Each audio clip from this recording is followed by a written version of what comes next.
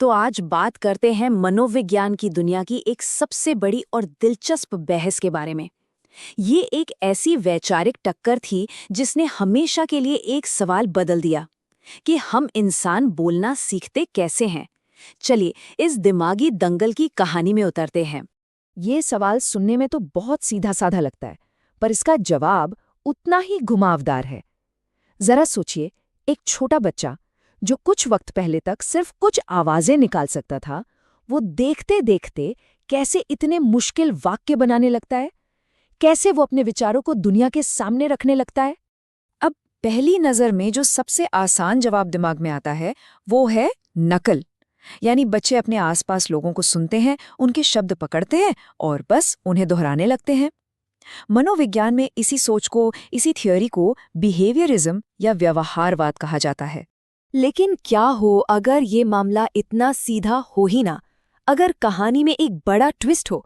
क्या ऐसा हो सकता है कि भाषा सीखने की काबिलियत हमारे दिमाग में जन्म से ही एक सीक्रेट कोड की तरह मौजूद हो, जो बस सही माहौल मिलने पर एक्टिवेट हो जाता है? तो चलिए पहले पक्ष की बात करते हैं। साल 1957 में एक बहुत ही मशहूर मनोवैज्ञानिक B.F. स्किनर ने अपनी किताब वर्बल बिहेवियर में एक बड़ी सीधी बात कही।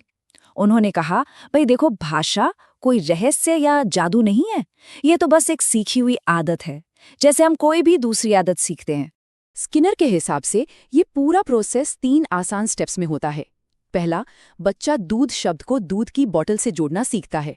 दूसरा, वो बड़ों को दूध कहते हुए सुनता है और उनकी नकल करता है।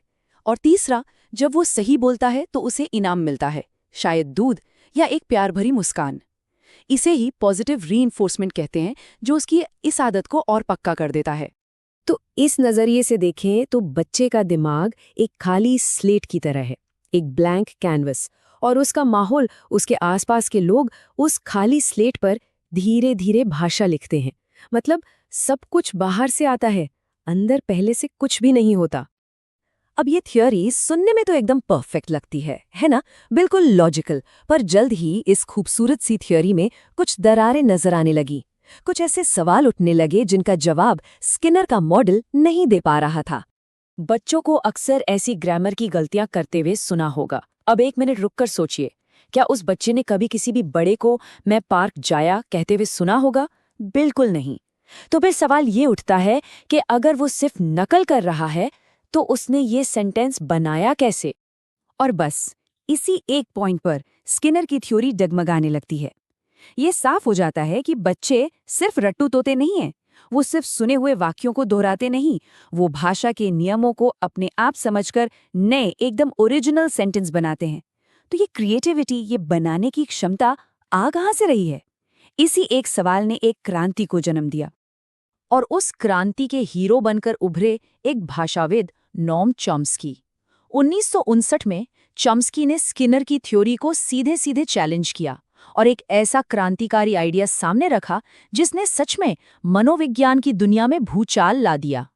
चॉम्स्की ने कहा कि हमारे दिमाग में जन्म से ही एक भाषा अधिग्रहण उपकरण होता है, जिसे उन्होंने लैंग्वेज एक्विजिशन डिवाइस या शॉर्ट में LAD कहा।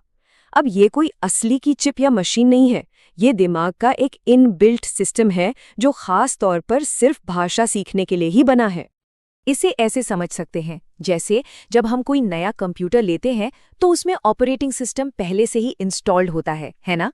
चॉम्स्की के मुताबिक हमारा दिमाग भी भाषा के एक ऑपरेटिंग सिस्टम के साथ ही पैदा होता है। हमारा माहौल और हमारे आसपास की भाषा तो बस उस सिस्टम को एक्टिवेट कर देती है। और इस ऑपरेटिंग सिस्टम का बेस है यूनिवर्सल ग्रामर। चॉम्स्की का मानना था कि दुनिया में हजारों भाषाएं हैं, हिंदी, इंग्लिश, जापानीज।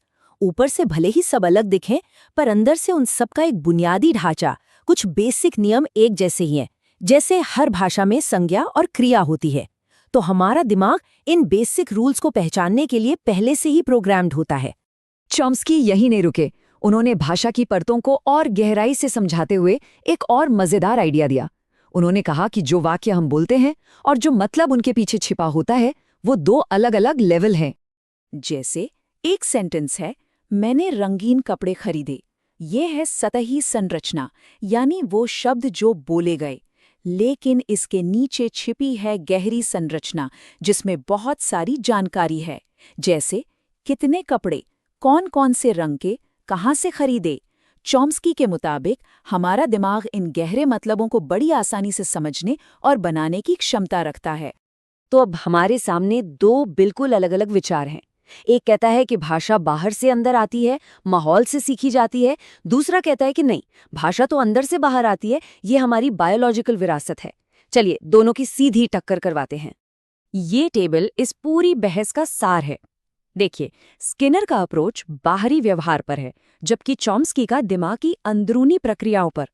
स्किनर के लिए भाषा सीखी जाती है, चॉम्स्की के लिए ये पहले से प्रोग्राम्ड है। स्किनर की दुनिया में माहौल ही सब कुछ है, चॉम्स्की की दुनिया में माहौल सिर्फ एक ट्रिगर है। और सबसे बड़ा फर्क है क्रिएटिविटी और स्पीड का, जिसका जवाब स्किनर का मॉडल नहीं दे पाता। चॉम्स्की ने अपनी बात साबित करने के लिए एक बड़ा मजबूत तर्क दिया, जिसे पॉवर्टी ऑफ द स्टिमुलस कहते हैं। उनका कहना था कि बच्चे अपने आसपास जो भाषा सुनते हैं वो अक्सर टूटी-फूटी, अधूरी और गलतियों से भरी होती है। तो इतने कमजोर और खराब इनपुट से कोई बच्चा इतनी परफेक्ट ग्रामर कैसे सीख सकता है? ये तभी हो सकता है जब वो नियम किसी न किसी तरह उसके दिमाग में पहले से मौजूद हों। स्किनर के जमे जमाए विचारों को चॉम्स्की की इस चुनौती ने सिर्फ भाषा विज्ञान को ही नहीं, बल्कि पूरी साइकोलॉजी और उससे जुड़ी हर फील्ड को हमेशा के लिए बदल कर रख दिया। चॉम्स्की के काम ने ही असल में कॉग्निटिव रेवोल्यूशन यानी संज्ञानात्मक क्रांति की शुरुआत की। विज्ञान का फोकस सिर्फ बाहरी व्यवहार के बजाय दिमाग की अंदरूनी दुनिया पर शिफ्ट हो गया। वो दिमाग जिसे व्यवहारवादियों ने एक ब्लैक बॉक्स मानकर नजरअंदाज कर दिया था, अब स्टडी का सेंटर पॉइंट बन गया। हालांकि अब चॉम्स्की के विचारों की भी आलोचना होती है, पर इस बात से कोई इनकार नहीं कर सकता कि उन्होंने सोचने का नजरिया ही बदल दिया। तो ये बहस सिर्फ भाषा सीखने तक ही सीमित नहीं थी, इसने हमें इंसानी स्वभाव के बारे में और भी गहराई से सोचने पर मजबूर किया। और ये हमें एक बहुत बड़े सवाल के साथ छोड़ जाती है। अगर भाषा जैसी जटिल चीज हमारे अंदर पहले से मौजूद हैं, तो और कौन सी क्षमताएं, कौन से विचार या कौन सी भावनाएं हैं जो जन्म से ही हमारे वजूद का हिस्सा हैं?